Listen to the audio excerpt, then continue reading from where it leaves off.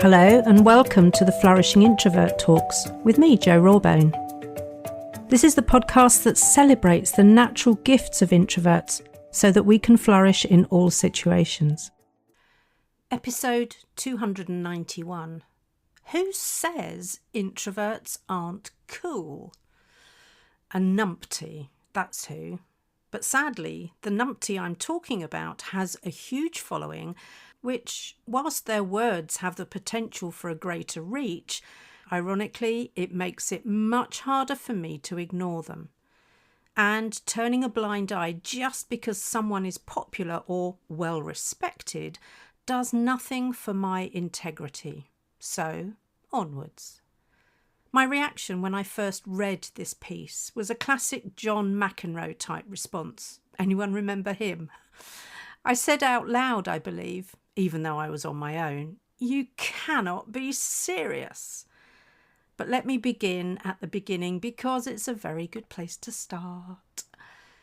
I recently had the misfortune to read a post by someone I admire greatly talking about what it takes to be cool. Now, I don't give a jot about whether people think I'm cool or not, because the reality is I'm not, and I'm okay with that. I'm not here to be cool. I'm here to disrupt the status quo, make a positive impact and leave a legacy in people. So I didn't start reading the post with pen poised thinking, what can I learn here? I read it because I hold this individual in high regard. But here's the kicker. My diligent team have confirmed that barely a shred of what this guru posts these days is their own. It's AI scraps, stitched together, polished up and paraded like insightful brilliance. It may be effortless and may even be efficient, but cool it is not. It's costume play. Don't get me wrong, AI can be really useful, but not as a substitute for critical thinking and original ideas. Copy-paste is simply lazy. When your voice is a machine's echo chamber and you fail to declare it, you're not clever, you're counterfeit. One guru fell from their pedestal. Anyway, it wasn't long before I felt my hackles rising, and here's what really got my goat at the time. The post claimed to share 6 things that were common denominators of cool people. First on the list was, you guessed it, extroverted. I'll get to the other 5 soon enough, but there are several things about this that I find pissy, so let me address them one by one. Firstly, and I'm quoting, the massive study asked a question. Why do Bowie, Kendrick and Charlie XCX feel effortlessly cool? Apparently, the researchers ran the numbers and found a pattern. Well, dear researchers, you didn't do a great job of running those numbers or doing your background research, because Bowie and Charlie XCX publicly identified as introverted, and Kendrick identifies as an antisocial extrovert. So where the dickens did the first common trait come from? Oh, let me guess. Our bias towards the extrovert ideal. That's where. Can you feel the steam coming out of my ears right now? I sure can, and it's neither pretty nor comfortable. What's worse is the little tag in brackets after extroverted, which on that list read outgoing, demonstrating a clear misunderstanding about what introversion and extroversion really are. Kendrick, as an antisocial extrovert, is unlikely to count himself as outgoing, and many introverts are outgoing in the right company or if we're sufficiently pre-charged energetically. Given that at least 50% of any population identify as introverts, as Charlie and Bowie did, this sham research is attempting to condemn them, us, me, we, introverts, and dunk us straight into the uncool bucket. Well, I'm having none of it. For balance, I considered what I think makes people cool, and here are some of my ideas in no particular order. Firstly, they know who they are and they own it. I find there's something magnetic about people who aren't trying too hard, where there's no pretense and who are comfortable in their own skin. Next is people who stay calm under pressure. I'm inspired by the unflappable types and I find them effortlessly cool. Next are people who are quirky, be that in their style, their thinking or their choices. The important thing is that they're not cookie-cutter types and they resist the pressure to conform. The next thing I find cool is when people exude quiet confidence, not arrogance, just a steady, reliable presence that says, I've got this. Next comes those who balance seriousness with playfulness. This is something I aspire to, as I find the thoughtful and fun combination is endearing, if a little difficult for me to achieve. And finally on my list was people who treat everyone, themselves included, with respect. Kindness is underrated, but it never goes out of style and it always starts with self. I wonder what your list would look like. Maybe now's a good time to give it some thought. Now, if we look at the other 5 common traits, and I'm trying really hard to disguise the disdain in my voice right now, they are, with their bracketed explanations, hedonistic, enjoys life, powerful, has influence, adventurous, takes smart risks, open-minded, curious, autonomous, doesn't follow the herd. What? Again, I need to take issue with some of these explanations as they are more than a little misleading. Hedonistic doesn't simply mean enjoys life.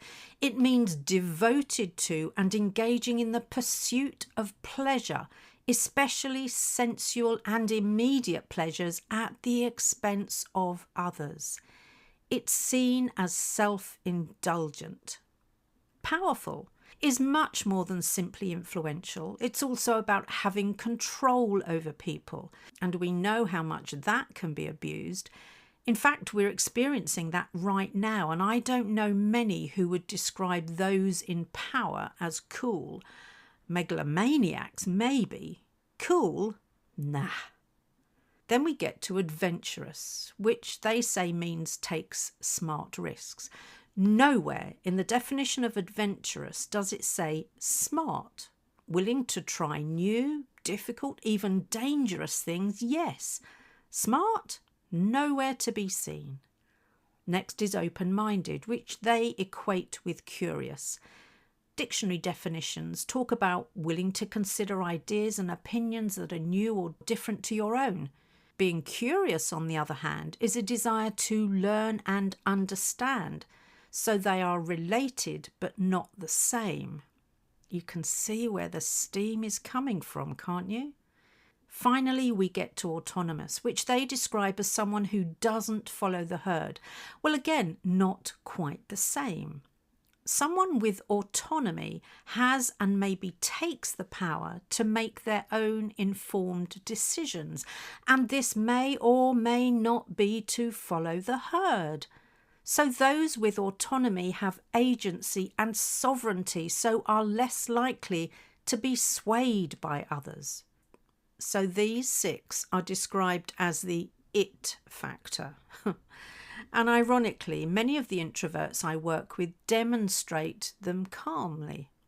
However, whilst introverts are highly unlikely to crave or actively pursue the it factor, I wonder how many would have written themselves off when they saw that extroverted was top of the list.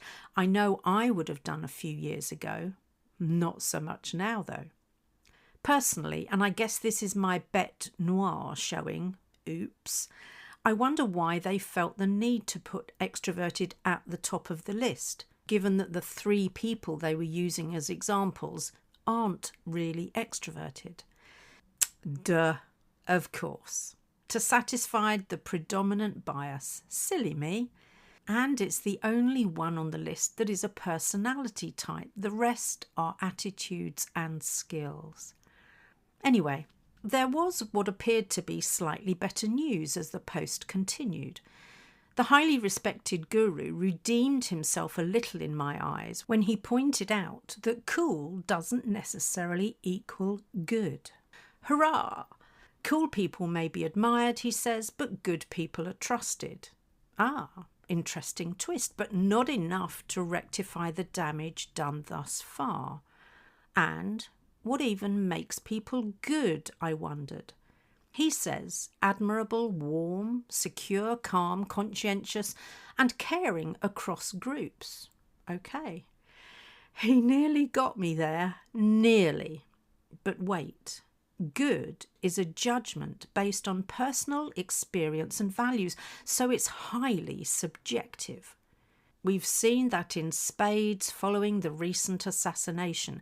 And of course, the opposite of good is bad. So again, I'm consigning people to a bucket or category based on my personal judgment. I prefer not to think of people as either good or bad. So his assertion that good is supposedly better than cool doesn't really wash with me.